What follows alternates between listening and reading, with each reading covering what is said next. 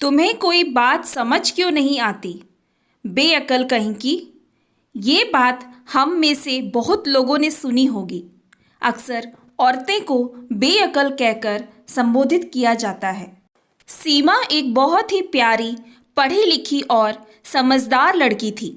पढ़ाई लिखाई के साथ साथ सीमा की माँ ने उसे घर के सारे काम और खाना बनाना भी अच्छे से सिखा दिया, ताकि ससुराल में उसे कुछ सुनना ना पड़े। लेकिन ससुराल तो ससुराल ही होता है। ससुराल में जब तक बहू को चार बातें न सुनाई जाए, घर वालों को चैन कहाँ मिलता है। सीमा की भी शादी की उम्र हो गई। लड़के की तलाश शुरू हो गई। उसके लिए घर वालों ने रोहित को पसंद किया। रोहित एक बहुत ही अच्छा लड़का था। चट मंगनी पट शादी हो गई। शादी करके सीमा ससुराल आ गई। पढ़ी लिखी और समझदार तो थी ही, आते ही ससुराल में सबके साथ घुल मिल गई। रोहित भी उसका बहुत ध्यान रखता था। देवर और ननद ने तो यहाँ तक कह दिया, भाभी लगता ही नहीं आप कहीं बाहर से आई हो, ऐसा लगता है आप शुरू से ही यहाँ रह रही हो। देवर और ननद के अलावा घर में सास ससुर और जेठ जेठानी भी थे। ससुर और जेठ जी का स्वभाव भी ठीक था। सास को हर काम में बोलने की आदत थी, चाहे वो सुबह उठना हो, खाना बनाना हो या उसने कहीं बाहर जाना हो।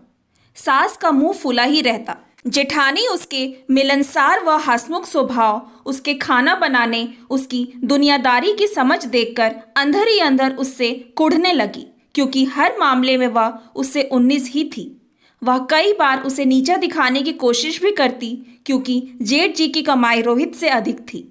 सीमा किसी की बात का बुरा नहीं मानती थी और चुपचाप अपना काम करती, क्योंकि वह इस बात से खुश थी कि रोहित उससे बहुत प्यार करता था और उसे समझता भी था।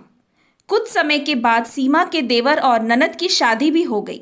सास उसकी देवरानी का बहुत ध्यान रखती और सीमा के हर एक काम में कमी निकालती और उसे बेअकल कहकर बुलाती। सीमा सब कुछ सुन लेती थी, पलट कर जवाब नहीं देती थी, क्योंकि उसे लगता था कि सब कुछ समय के साथ ठीक हो जाएगा। समय बीतता गया। सीमा ने एक प्यारी सी नन्ही परी को जन्म दिया। बेटी पैदा होने के बाद तो सास का व्यवहार उसके साथ और भी खराब हो गया, क्योंकि उन्हें बेटा चाहिए था। उसकी बेटी को उसकी सास गोद में भी नहीं बैठने देती थी। अपना सारा प्यार जेठानी और देवरानी के बेटों पर लुटाती। पहली बेटी के बड़े होने पर सीमा फिर से माँ बनी। सबको आस थी कि इस बार लड़का ही होगा, लेकिन इस बार भी बेटी ही हुई। सीमा और उसकी बेटियों की हालत बदतर होती जा रही थी। सास सीमा पर बेटे के लिए दबाव बना रही थी, लेकिन डॉक्टर ने दूसरी बेटी के समय ही कह दिया था कि सीमा बहुत कमज़ोर है, अब दोबारा माँ नहीं बन पाएगी। रोहित ने तो अब सीमा की तरफ देखना ही छोड़ दिया था। सीमा की सास भी रोहित को भड़काती रहती कि कैसी बेअकल बहू मिली है हमें।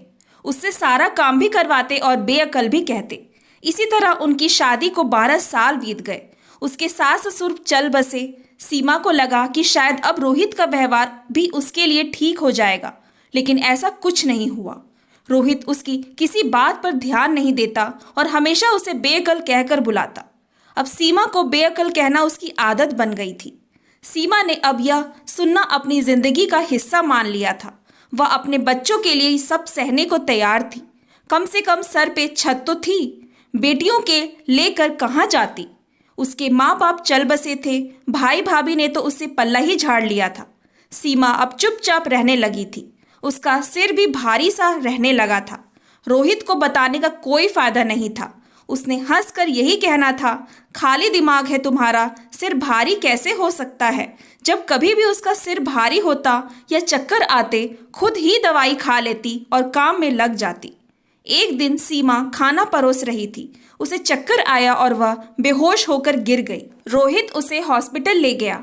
हॉस्पिटल में डॉक्टर ने उसके टेस्ट किए, सिर का भी स्कैन किया। डॉक्टर ने रोहित से पूछा, सीमा को चक्कर कब आने शुरू हुए हैं। रोहित के पास कोई जवाब नहीं था, क्योंकि सीमा ने कभी बताया ही नहीं।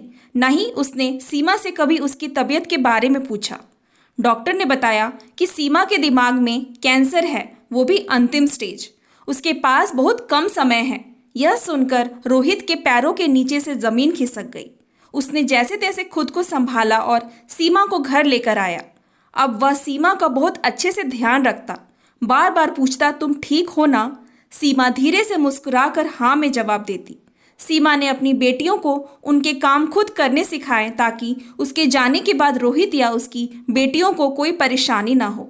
बच्चे भी सब कुछ सीख गए। उसकी बेटियां सीमा के साथ साथ रोहित का भी हाथ बटाती थीं।